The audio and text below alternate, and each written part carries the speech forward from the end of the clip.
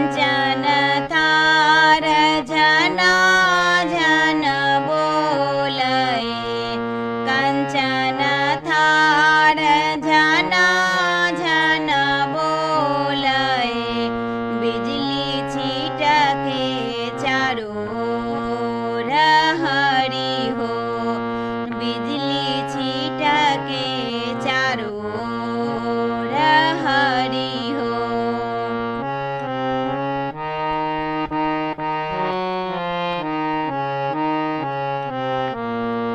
एक लाख हाथी सबा लाख घोड़ा है, एक लाख हाथी सबा लाख घोड़ा है, 9 लाख आवे बड़ियात हरि हो, 9 लाख आवे बड़ियात हरि हो।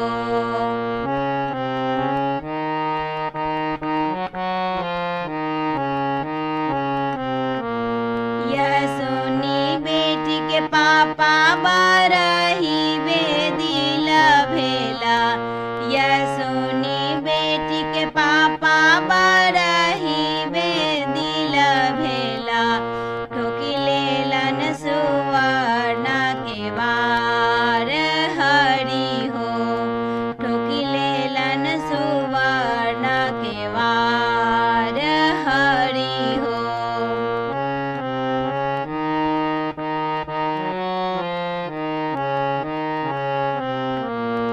पियरी पहिर के बाहर भेली रुकुमिनी, पियरी पहिर के बाहर भेली रुकुमिनी, खोलू पापा सुवर्ण के वार हरि हो, खोलू बाबूजी सुवर्ण के वार हरि हो।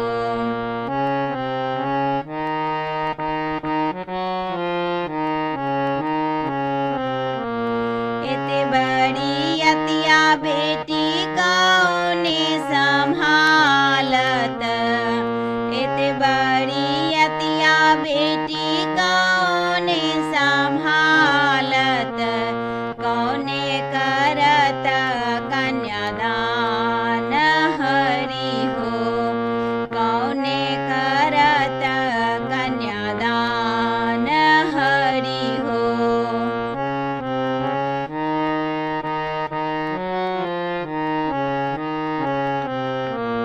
एते बड़ी अतिया पापा जी राम संभाल